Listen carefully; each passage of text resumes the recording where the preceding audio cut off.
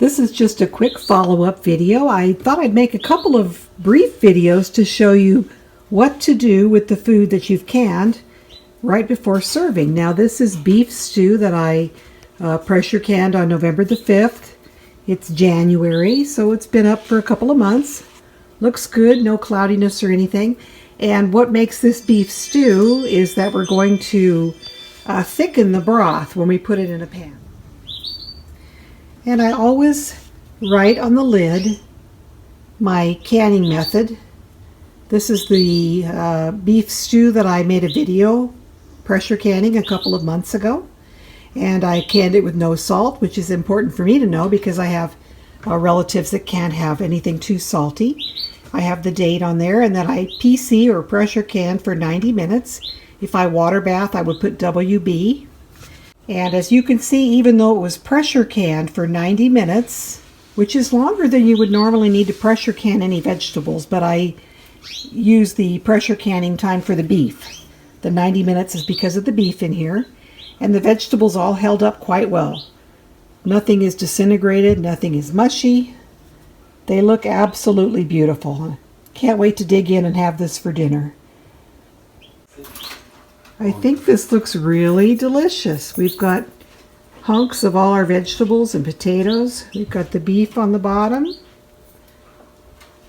We've even got corn in there. It's a rather liquidy broth. So all we need to do to serve this is to thicken it up. We're going to thicken it when we put it into a pan using, I'm going to use cornstarch, but you could use a roux with flour if you want to. I just find cornstarch a little easier to work with personally, but you could do it either way. Okay, to make the cornstarch slurry, I'm going to use a tablespoon of cornstarch. It's equal parts cornstarch and water. So a tablespoon of cornstarch, tablespoon of water, and I'm making a little bit of a mess. That's the way it goes when you cook. Okay, you'll see if you use a cold liquid, you can use water, wine, broth. I'm just going to use water because I've already got broth in my beef stew. So there's our cornstarch slurry. It dissolves real easily. You just mix equal parts cornstarch and water. That's it. It's very simple to work with. Much easier than flour. Alright, so I'm going to put my cornstarch aside. I'm going to put my cornstarch aside.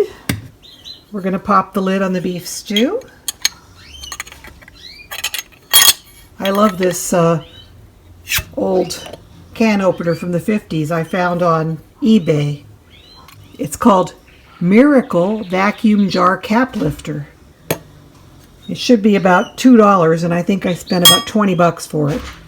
So there's our lid.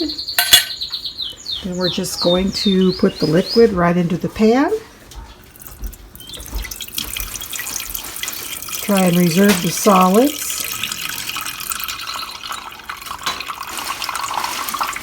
Well, most of the solids. Okay. Turn on the heat. I'm going to warm this up and add our cornstarch to thicken it. Boy, I make a mess when I cook. You can use cornstarch. You can use Wondra quick mixing flour. That works really nicely. Either one. Okay, the broth is boiling. We'll add the cornstarch slurry and boil it for just a minute or two till it thickens up. Doesn't take long.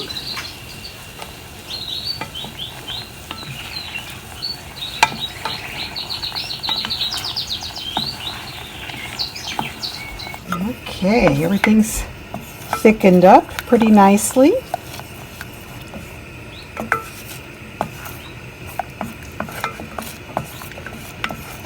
Now we're going to to add back the rest of the ingredients from the jar.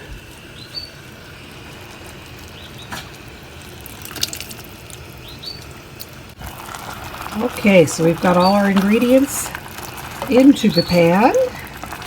The broth has been thickened, and we have turned it into a beautiful beef stew. So let's just let this warm through for a couple of minutes and it'll be ready to serve. Looks delicious and smells even better. Don't you think? Yes. Yeah. Okay, we're hungry here, so we can't wait to eat. Okay, this is warmed nicely through and through, ready to serve.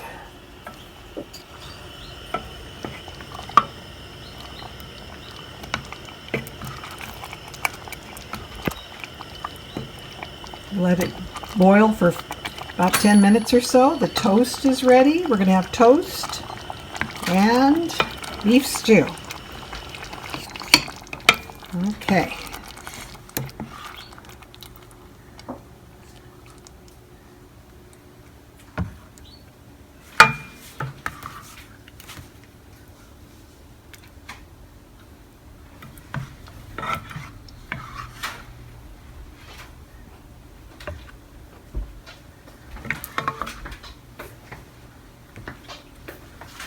Gosh, that looks good. That was a quart jar, which is a nice amount to serve 2 people.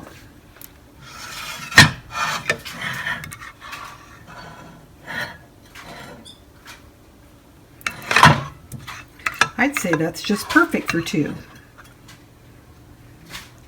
Okay.